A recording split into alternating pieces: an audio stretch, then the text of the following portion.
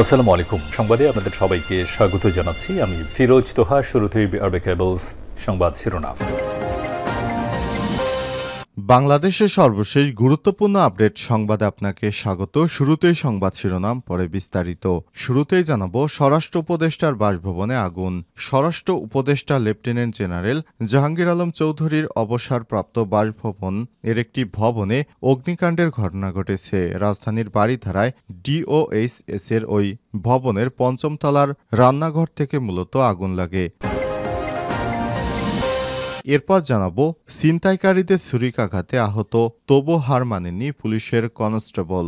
গাজীপুরের গাছা থানায় ঝাজর এলাকায় ছিনতাইকারীদের ধরতে গিয়ে ছুরিকাঘাতে পুলিশের এক কনস্টেবল আহত হয়েছে। মারাত্মক আহত হয়েও ছাড়েননি ছিনতাইকারীকে। পরে কনস্টেবলকে মুমূর্ষ অবস্থায় ঢাকা মেডিকেল কলেজ হাসপাতালে ভর্তি করা হয়।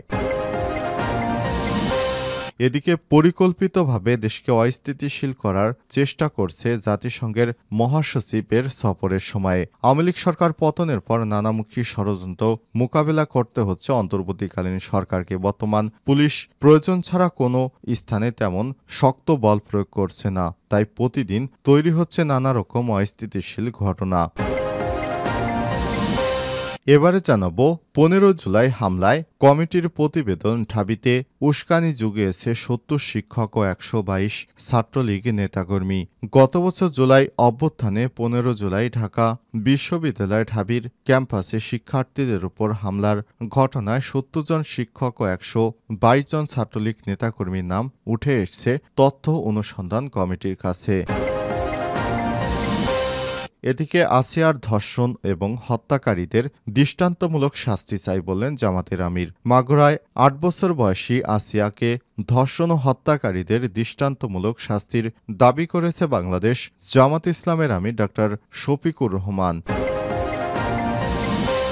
এবং সর্বশেষ জানাবো গণমাধ্যম এখনও আওয়ামী ও ভারতীয় এজেন্টদের হাতে পরাধীন বললেন শিশির। ফ্যাসিবাদের দোসরদের হাত থেকে গণমাধ্যম এখনও স্বাধীন হতে পারেনি। আওয়ামী ভারতীয় এজেন্ট মুক্ত গণমাধ্যমের স্বপ্ন আমাদের এখনও অপূর্ণ বলে মন্তব্য করেছেন জাতীয় নাগরিক পার্টির যুগ্ম সদস্য সচিব জয়নুল আবেদিন শিশির। প্রিয় দর্শক, এতক্ষণ শুনছিলেন সংবাদ শিরোনাম, এবারে বিস্তারিত। তবে তার আগে বন্ধুরা অনুরোধ থাকবে সংবাদটিতে একটি লাইক দিন। এই চ্যানেলে আপনি নতুন হয়ে থাকলে আমাদের সংবাদটি দেখতে দেখতে চ্যানেলটি সাবস্ক্রাইব করে রাখুন। কমেন্ট করে বন্ধুরা আপনার মূল্যবান মতামত জানিয়ে দিন আপনি বিশ্বের কোন দেশ থেকে বা বাংলাদেশের কোন স্থান থেকে আমাদের সংবাদটি দেখছেন এবং শুনছেন। এবারে বিস্তারিত।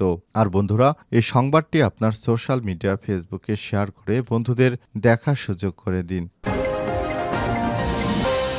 স্বরাষ্ট্র উপদেষ্টার বাসভবনে আগুন। স্বরাষ্ট্র উপদেষ্টা লেফটেন্যান্ট জেনারেল জাহাঙ্গীর আলম চৌধুরীর অবসরপ্রাপ্তর বাসভবনে করা ভবনে একটি অগ্নিকাণ্ডের ঘটনা ঘটেছে। রাজধানীর বারিধারা ডিওএইচএস এ এই ভবনের পঞ্চম তলায় রান্নাঘর থেকে মূলত অগ্নিকাণ্ডের সূত্রপাত। ওই ইউনিটটি একটি প্রতিষ্ঠানকে ভাড়া দেওয়া হয়েছে। বৃহস্পতিবার সন্ধ্যা 6:30টার দিকে এই ঘটনা ঘটে।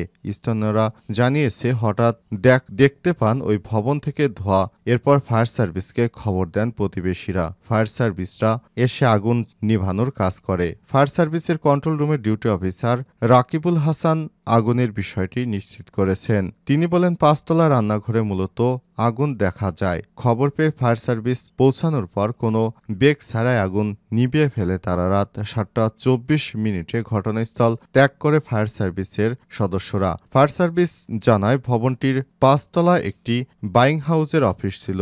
বৈদ্যুতিক শক সার্কিটের কারণে সেখানে আগুন লাগতে পারে।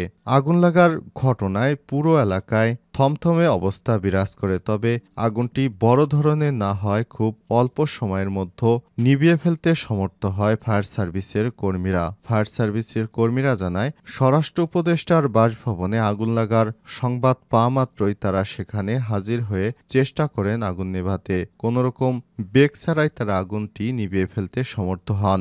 এই ঘটনায় তেমন কোনো ক্ষয়ক্ষতি হয়নি। এরপরই স্বরাষ্ট্র উপদেষ্টা সংবাদ সম্মেলন করে বিষয়টি নিশ্চিত করেছেন যে তার বাসভবনের রান্নাঘরে আগুন লাগার ঘটনাটি ঘটেছিল। ছিনতাইকারী ছুরিকাঘাতে আহত তবু হার মানেননি কনস্টেবল। গাজীপুরের গাছা থানায় ঝাজর এলাকায় ছিনতাইকারীদের ধরতে গিয়ে ছুরিকাঘাতে এক পুলিশ কনস্টেবল গুরুতর আহত হয়েছে। মারাত্মক আহত হয়েও ছাড়েননি ছিনতাইকারীকে। পরে কনস্টেবলকে মুমূর্ষু অবস্থায় ঢাকা মেডিকেল কলেজ হাসপাতালে ভর্তি করে পুলিশ। 13 মার্চ রাতে ঝারস এলাকায় অভিযানে এই ঘটনা ঘটে। পুলিশ জানায়, বৃহস্পতিবার রাতে ঝারস এলাকায় অভিযানে যায় পুলিশের একটি পেট্রোল টিম। ছিনতাইকারীদের ধরতে গেলে পুলিশের উপর হামলা চালায় তারা। এলোপাতাড়ি ছুরিকাঘাতে কনস্টেবল মোস্তাককে ছুরিকাঘাত করে ছিনতাইকারী, তবুও ছাড়েননি ছিনতাইকারী মনিরকে। পরে আরও 2 জন সহ মোট 3 জনকে গ্রেপ্তার করে পুলিশ। গাজীপুর মহানগর পুলিশ কমিশনার নাজমুল করিম খান জানান, আহত কনস্টেবলের অবস্থা আশঙ্কাজনক। গ্রেপ্তারের মধ্যে মনির মাদক হত্যা, ডাকাতি ও ছিনতাইকারী সহ 12টি মামলার আসামি। বাকিদের গ্রেপ্তারের চেষ্টা চলছে। দেশকে পরিকল্পিতভাবে অস্থিতিশীল করা হচ্ছে। জাতিসংঘের মহাসচিব অ্যান্টোনিও গুতেরেস ঢাকায় সফরে আসার আগে দেশে বাম ছাত্র ইউনিয়নের নেতাকর্মীরা পুলিশের উপর হামলা করে ধর্ষণের ঘটনাকে কেন্দ্র করে তারপর পুলিশের উপর হামলা চালায়। এতে প্রায় 7 থেকে 8 জন পুলিশ গুরুতর অসুস্থ হয়ে পড়ে। এরপর তাদের উপর হামলা করেই থামেনি তারা। বিভিন্ন স্থানে মিছিল করে এবং স্বরাষ্ট্র উপদেষ্টার পদত্যাগের দাবি করে। তাদের মূলত কাজ হচ্ছে দেশকে অস্থিতিশীল করা। বিগত স্বৈরাচারী শেখ হাসিনার সময় শাহবাগে সে লাকে আক্তার সহ বেশ কয়েকজন দেশকে অস্থিতিশীল করার জন্য বিভিন্ন সময় অযৌক্তিক দাবি দেওয়া নিয়ে মাঠে নেমে পড়ছে। তারা অস্থিতিশীল করার জন্য বেশ কয়েকটি কর্মসূচিতে অংশগ্রহণ করে। তারা সরকারকে বোঝাতে চায় বিশ্বের কাছে যে এই সরকার ব্যর্থ। এ কারণে জাতিসংঘের মহাসচিব ঢাকায় আসার আগের দিনই তারা পরিকল্পিতভাবে দেশকে ষড়যন্ত্র করার জন্য অস্থিতিশীল পরিস্থিতি তৈরির জন্য তারা পায়তারা করেছিল, এমনটাই অনুসন্ধানে বেরিয়ে এসেছে। বিষয়টি শিক্ষার্থীরা টের পেয়ে তারা শাহবাগীদের বিরুদ্ধে অবস্থান নেয় এবং রাতেই শাহবাগের অন্যতম মূল হোতা সেই লাকিসহ অন্যান্যদের জড়িতদের গ্রেপ্তারের আলটিমেটাম দেয়। এরপর তারা পরের দিন আবার বাওর বাঁচাও বলে অযৌক্তিক একটি কর্মসূচি ঘোষণা করে সেদিন স্বরাষ্ট্র উপদেষ্টা ও প্রধান উপদেষ্টার বাসভবন অভিমুখে রওনা দেয়। এরপর পুলিশ পরিস্থিতি টের পেয়ে এবং পুলিশ পরিস্থিতি মোকাবেলার জন্য তারা বিভিন্ন পদক্ষেপ গ্রহণ করেছে। পুলিশের পক্ষ থেকে সেদিন পুলিশের উপর হামলার ঘটনায় 12 জনের নাম উল্লেখ করে একটি মামলা দায়ের করেছে এবং বর্তমানে মামলাটি তদন্তাধীন প্রক্রিয়ায় রয়েছে। পুলিশের আইজিপি বাহারুল আলম জানিয়েছেন, দেশকে অস্থিতিশীল করার জন্য যারাই দায়ী তাদেরকে গ্রেপ্তার করে আইনের আওতায় নিয়ে আসা হবে। ঢাবিতে উস্কানি জুগিয়েছে 70 জন শিক্ষক ও 122 জন ছাত্রলীগের নেতাকর্মী।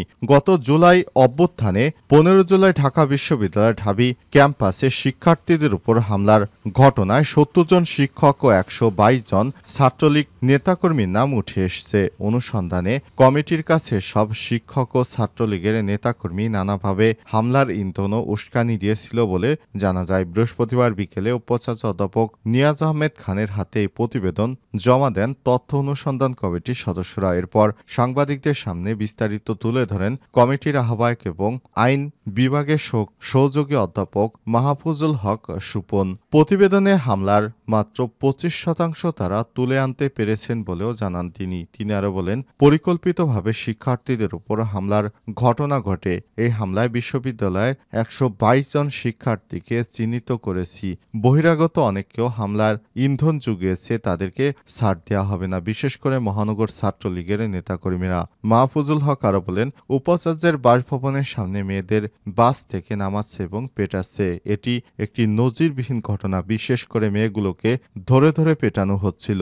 একজন মেয়ে হাত ছাড়িয়ে চলে যেতে চাচ্ছিল, তার হাত ধরে রেখেছে। এটা তো শ্লীলতাহীনের পর্যায়ে পড়ে। হামলাকে পূর্ব পরিকল্পিত উল্লেখ করে তিনি বলেন, 15 জুলাই হামলা ছিল পুরোটাই পূর্ব পরিকল্পিত। সেখানে 2টি গ্রুপ ছিল।